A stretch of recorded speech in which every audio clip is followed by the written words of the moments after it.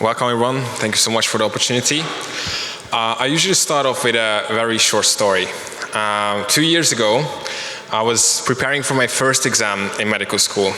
It was super tough. You can see it from the first image as well. This was me preparing for anatomy finals, one of the hardest exams in medical school. The first time I failed. I cannot tell you how much coffee and how many late nights, but still it didn't work out. But then I started studying differently. We built an app with our friends, and it changed completely the way how I approach studying and how I approach learning throughout the semester. And within just a couple of months, years, in the next time, I got 97%, the highest score in the class. I could do that because we built this app. And again, it completely changed the way how I studied. And I believe it can change the way how millions of students are studying. This app is based on two scientifically proven learning methods: active recall and spaced repetition, or how you might have heard it, spaced retrieval practice. I will give you a bit of info. What are they? Active recall is the opposite of passive recall, as you can imagine. It is a form of recalling or repeating an information that you have previously learned before or heard before. Basically means that you don't reread or don't rewatch a lecture, but you force yourself to remember every single information you can about that topic. Imagine taking notes when you are just copying every single line of the textbook, or reading one paragraph and then trying to remember and write your notes by yourself. One of them is passive, second one is active. The other learning method is spaced repetition. And I love this quote: learning is about setting off forgetting. As we all know, we learn a lot in school. We get a lot of frontal information. But the real magic happens when we try not to forget that. So as you can see from the first curve, when you first learn something, in about a couple of days you forget most of it. But if you do a repetition just before you would forget it, or a review, your next forgetting curve will be slightly more flat. Getting to the next one, it's going to be even less that. And this is how you can, with spaced, increasing intervals, you can, with reviews, you can basically flatten out your forgetting curve. What does it mean? This information will be in your long-term memory. That's the science of spaced repetition. And after a lot of theory, let's put it into practice. The easiest way to do it is do flashcards and quizzes on a daily basis as a student, but not just to learn new stuff, but to actually constantly revisit previous information throughout the semester. Imagine yourself in week 4, or let's say week 6 of the semester, and you would start doing flashcards of week 1 to 5.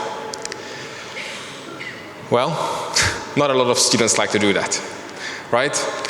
No one would intuitively study at week 5, week 1 content when they know that their exam is in like 6 or 7 weeks. That's what we thought as well.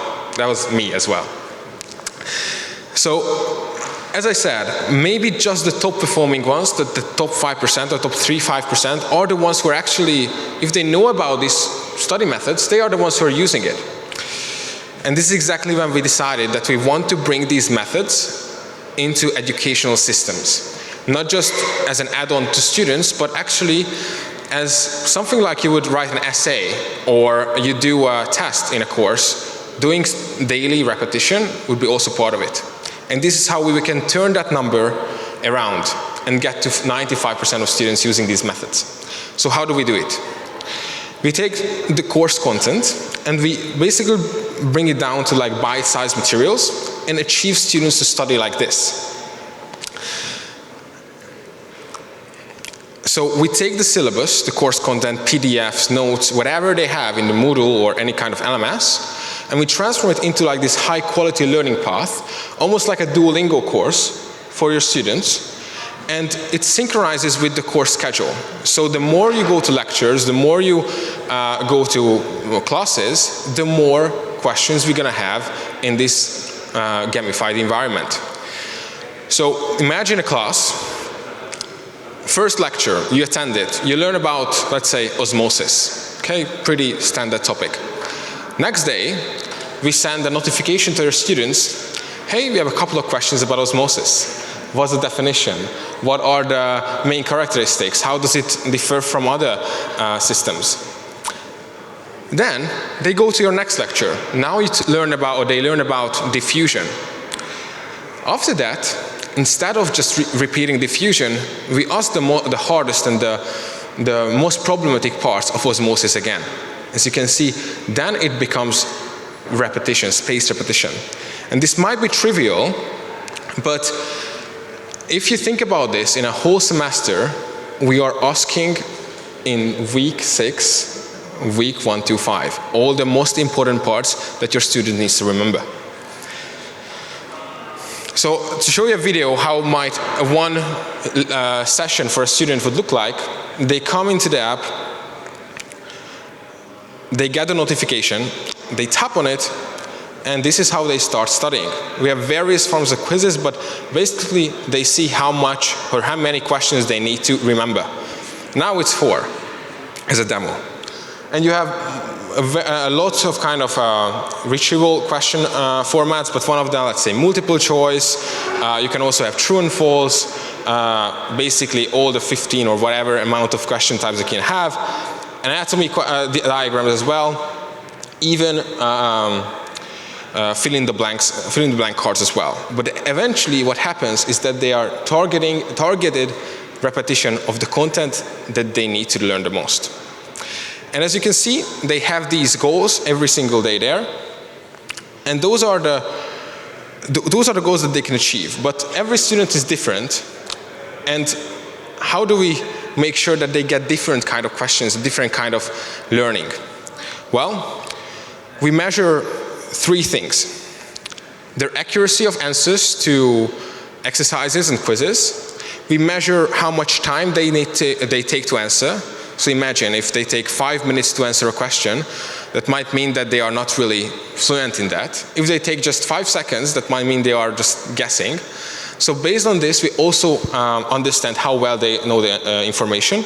And number 3, we evaluate their memory in a longitudinal format, and we know who has better memory and worse. That's why how we give personalized daily goals for these students for every single day. So imagine, how can you score a system where making a mistake does not really matter? I'm not sure how much it comes through, but if you make a mistake in our app or in our system, nothing happens. We just repeat it more. We know that you struggle with it, but it's not like you get 90% or 80%.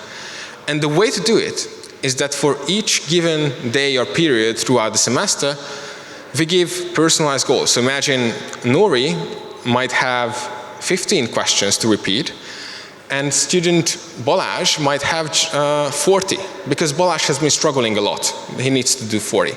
But if she achieves 15 out of 15 or 40 out of 40, they both get 100% in our system, because we based it on effort. And the more mistakes you do, the more effort you have to put in, but you can get to the same level.